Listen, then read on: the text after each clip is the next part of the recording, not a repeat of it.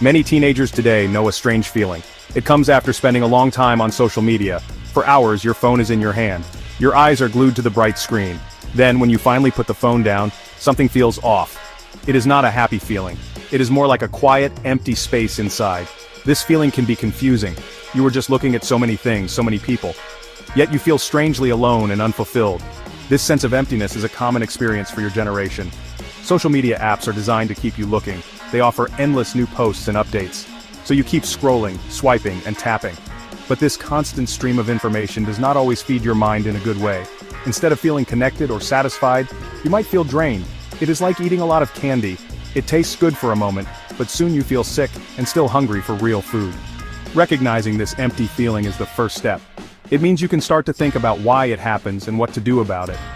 True happiness and satisfaction usually come from different kinds of activities. The feeling of emptiness after too much scrolling has a name. Some people call it scroll fatigue. This is not just about your eyes getting tired from looking at a screen, it is a deeper kind of tiredness.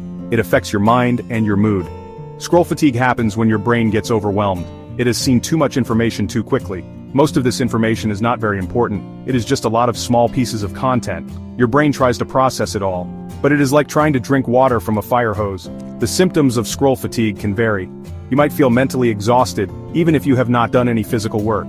It can be hard to concentrate on tasks like homework. Your thoughts might feel scattered, like a messy room. Some teenagers report feeling more irritable or anxious after a long scrolling session. Small things might bother you more than usual. You might also feel a lack of motivation. The things you normally enjoy might not seem interesting anymore. Recognizing the signs of scroll fatigue means you can take steps. You can choose to reduce your scrolling time. A chemical in your brain called dopamine plays a big role in scroll fatigue. Dopamine is often called the feel-good chemical. It is released when you experience something pleasurable. Social media apps are designed to trigger these dopamine releases. Every time you see a new notification, a like on your post, or a funny video, your brain gets a small hit of dopamine.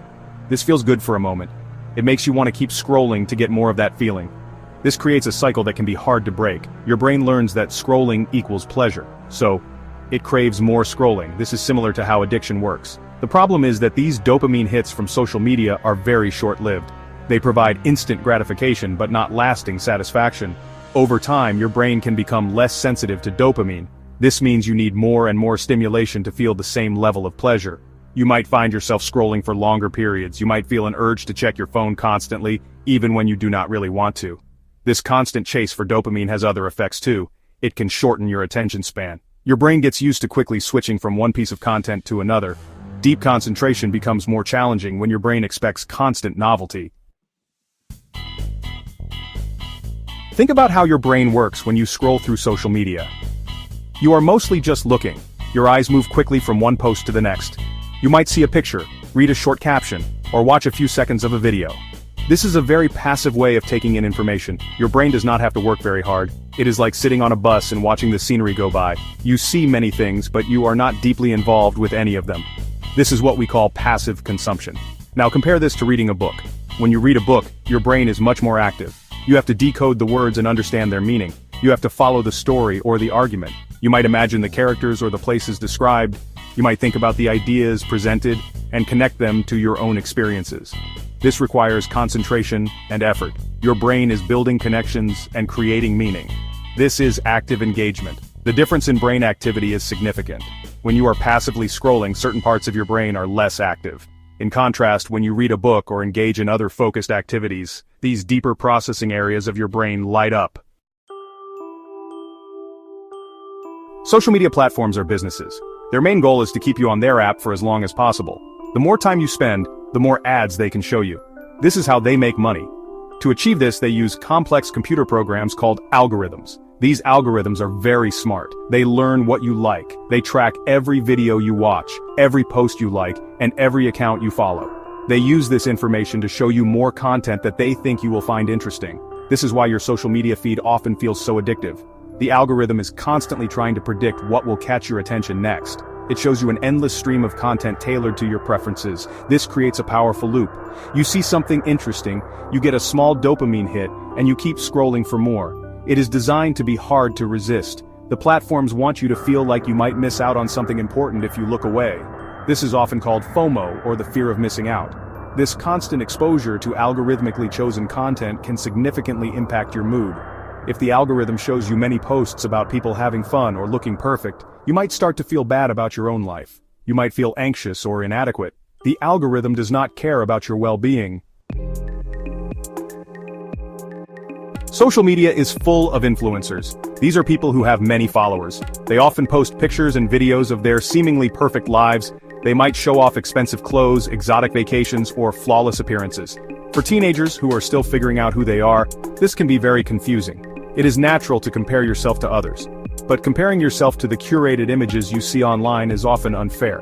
What you see is usually not the whole story. It is a highlight reel, not everyday reality. This constant comparison can lead to an identity crisis. You might start to feel like your own life is not good enough. You might think you need to look a certain way or own certain things to be happy or popular. This can damage your self-esteem. You might focus on your perceived flaws instead of your strengths. It is important to remember that influencers are often marketing a product or a lifestyle. Their online persona is carefully crafted. It is a performance. It is not a realistic standard to measure yourself against. This pressure can be immense during the teenage years when fitting in often feels very important. The images presented by influencers can create unrealistic expectations. They might promote beauty standards that are impossible to achieve for most people. Feeling empty after scrolling is a sign that you need a change. The good news is that you can take control. One powerful step is to try a dopamine detox. This does not mean you have to give up your phone forever. It means consciously reducing activities that give you quick, easy dopamine hits like endless scrolling. Start small. Maybe set aside 1 hour each day where you put your phone away completely. Use this time for other things. You might feel restless at first. This is normal. Your brain is adjusting. During your dopamine detox periods, focus on consuming content that inspires growth. Instead of passively scrolling, actively seek out things that help you learn or feel good in a deeper way. This could be reading articles about a topic you are curious about. You could watch documentaries or listen to podcasts that teach you new skills. The goal is to replace mindless consumption with mindful engagement. Choose content that makes you think, that challenges you, or that sparks your creativity. This will provide a more lasting sense of satisfaction than the fleeting pleasure of social media notifications. Engaging in creative activities is another excellent way to combat scroll fatigue. When you create something, you are actively using your brain and your skills. This can significantly boost your mood and reduce feelings of emptiness.